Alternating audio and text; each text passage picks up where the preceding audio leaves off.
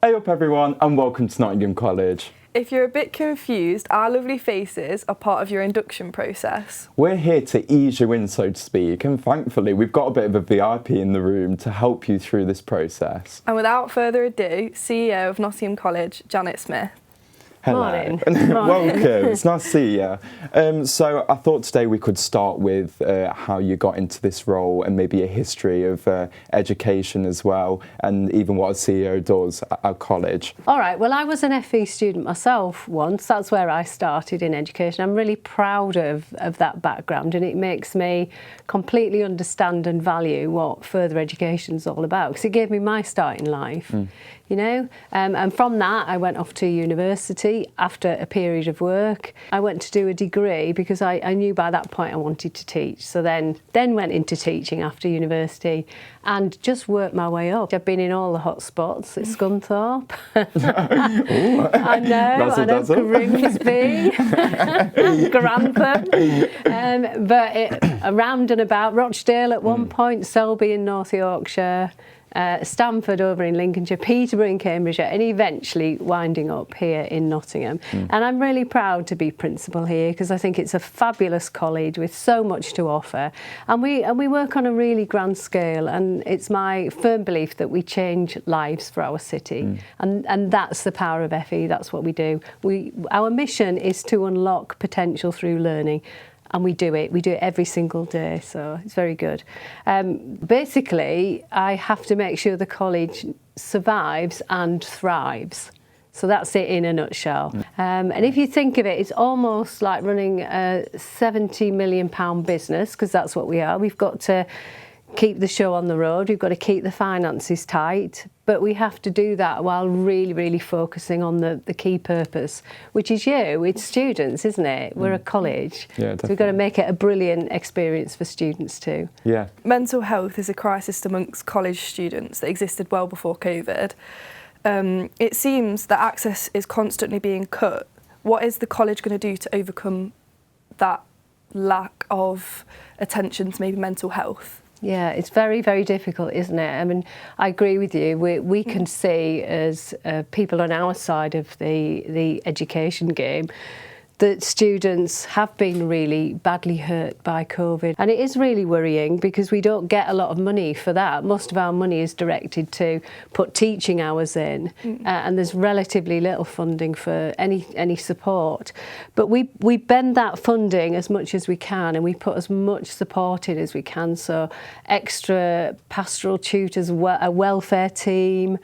We have counselling services for students, and we work really closely with lots of organisations in Nottingham to help us augment what we can afford to do internally as well. And I guess, against the odds, we must be doing it quite well because we just won a National Beacon Award for mental health and wellbeing for students and staff. So we do it not just for students but for staff as well. So out of very limited resources, we're doing our very best, but I absolutely sympathise with students. You've had a shocking time of it, you know. The COVID generation have had a horrible time. So we are 100%. Acutely aware of that. We're doing everything we possibly can. Yeah, love that. Obviously there's been some recent events in Nottingham that might have some people worried, especially going into a big city as well, and you see these attacks and things like that. So I was just wondering what the college are doing to try and keep students safe, or make sure they know they're safe, if you get what I mean. Yeah. Obviously it's important. I think the first thing is not to get too hung up with the risk of it, because when you actually unpick the risk, it isn't high. I feel safe. I work here. I work right in the city, and I've worked in other cities as well. And it's part of city life, but actually it's a very small part of what happens in this city. There's so much good going on here. All the culture, the education, the universities in the city. It's a fabulous place to live and to work, and I don't feel unsafe working here. What we do to help keep students safe first and foremost is we educate them about safety. So you'll have had that as part of your tutorial programs and so on. We all wear lanyards. You can't get in and around buildings without having that security pass. We've got staff who welcome you into the college every morning, so they're there, they're making sure people don't come in who shouldn't be in. There's all sorts of policies and procedures and things we do to keep people safe on a day-by-day basis. I feel safe here, and I live and work. I'm among you. I don't park myself, you know, in a tower somewhere else. I'm in this building with you, so... We all care about the future and the planet, and obviously with things like the environment. We feel like older generations just don't really get it. So what do you think you're doing in your position to demonstrate that? I think it really matters, and I personally do buy into it. I think you're right, there's a generational gap, and I'm not sure quite a lot of people in my generation get how serious this is, how near we are to a tipping point for the entire planet. So I've actually been onto this for quite a while. In my last college, I led a new green group that we set up a couple of years ago to really get a grip on it, and I took it so seriously. I was principal there as well, that I actually chaired all the meetings and pulled the team of staff and students together. I just thought the main thing is to start. Start, agree to do some things and start making a difference. We had all sorts, you know, bee houses and planting trees. So it was, you know, and massive recycling scheme, a clothes swap rail that was in the bistro that people dropped clothes off, so we weren't just all going out and buying more clothes and things like that. So coming here, that was one of my pledges to this college, because Nottingham itself as a city is massive on green, isn't it? Absolutely huge. One of the things I really love about the city is its commitment to the environment. It's been doing this for years, a trailblazing city. So why was the college not doing that as well, was my question when I got here. We've written a sustainability strategy. We've signed up to Nottingham City Council's 2028 carbon neutral pledge. You know, the college hadn't done that before. And we've really got moving. I thought we'd dive into kind of thinking after college. I think sometimes some students might be a bit worried about university or anything else really, but I think some students might be worried about things like debts, moving away.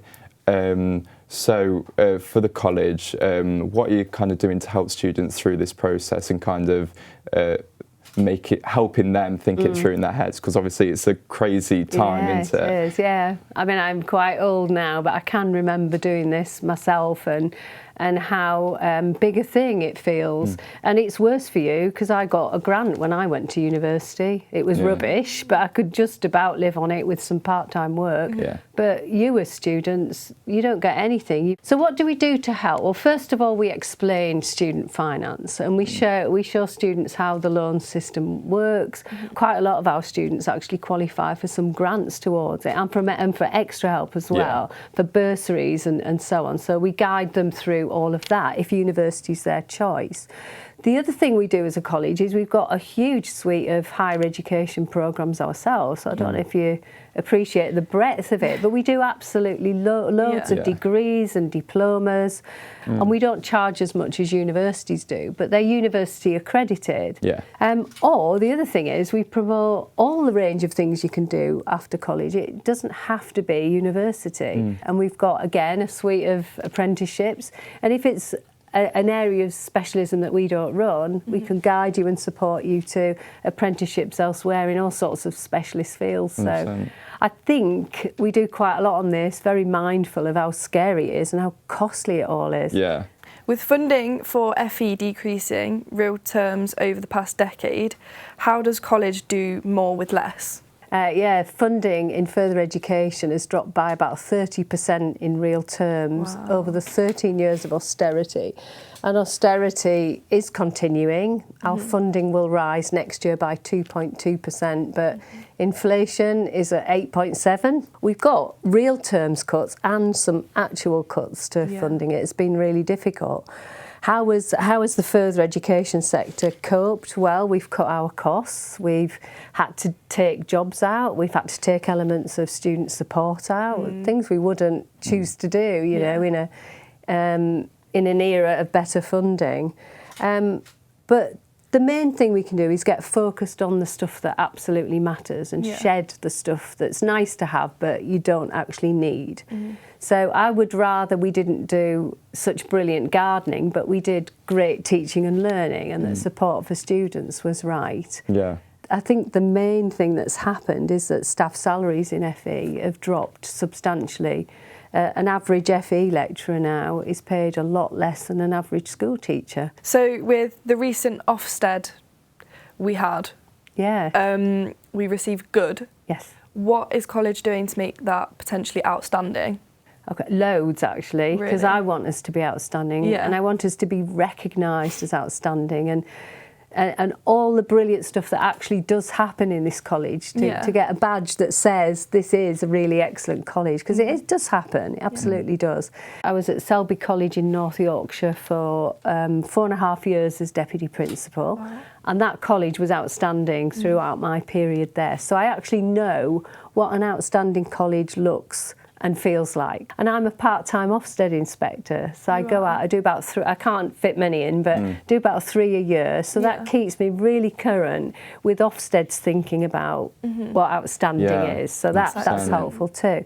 The main thing we can do is invest in the curriculum, invest in teaching and learning, really look at getting the best possible educational experience for our students and supporting those who come in with particular disadvantage.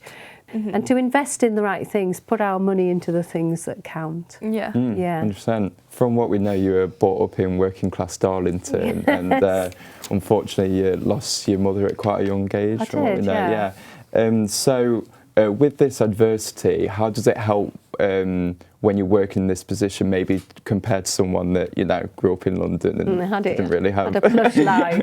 Well, I grew up in a council estate in the North East. You probably hear it in my accent. Just a little. It's still there, isn't it? It was very, very tough. I was 12, actually, when our mum died, and my sister was only 11, so we were really young to face that.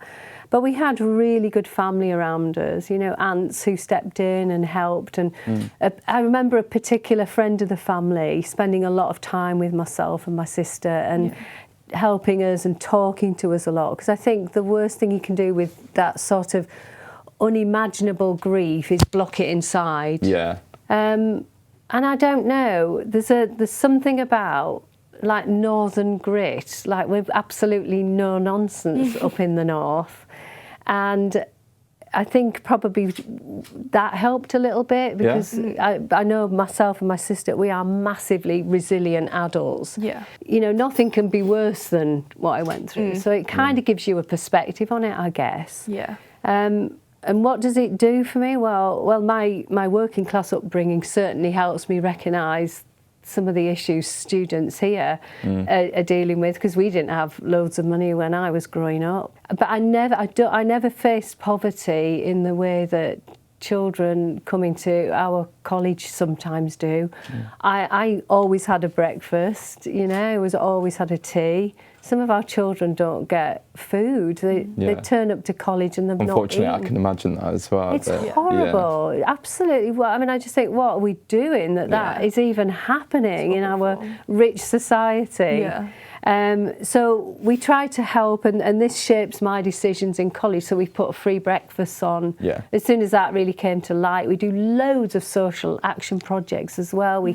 We collect food, it goes into food banks, and we try to help students to engage with projects that make them appreciate that not everybody has an equal start in life. And I'm really passionate about this. And even to recognise it is a positive, isn't it? Yeah. I see social mobility and levelling up as every bit as important a job for this college as contributing to the skills and economic prosperity of our region. It's both of those things for me. It's not just get students through education and push them on to the next thing. That's brilliant. It's just changing lives, this is in our college. Yeah. We do it so well. What advice would you give to your student self? To young me. Don't be afraid. You can always rescue a decision if it isn't the right one for you. And And along the way, you will have bumps in the road, and I can point to exactly what they are and when they happened. Not everything is going to go brilliantly, perfectly for you all throughout your life. But someone once said to me in one of the low points, whatever doesn't kill you makes you stronger. And when you're in trauma about this or that or the other, you think, oh, that can't be right. But it is right. Yeah. You know? And time's a healer as well, like the death of our mum. Yeah. I can talk about it now and I don't cry, and I can think about her really positively, and you know, and but there was a lot of years I couldn't. It would make me cry immediately. Yeah. So time heals, and you can get round anything. Just keep pushing on. You will make something of yourself, and don't be frightened. Just go for it. That's lovely. Love it. Thank you very much. You're very, very welcome.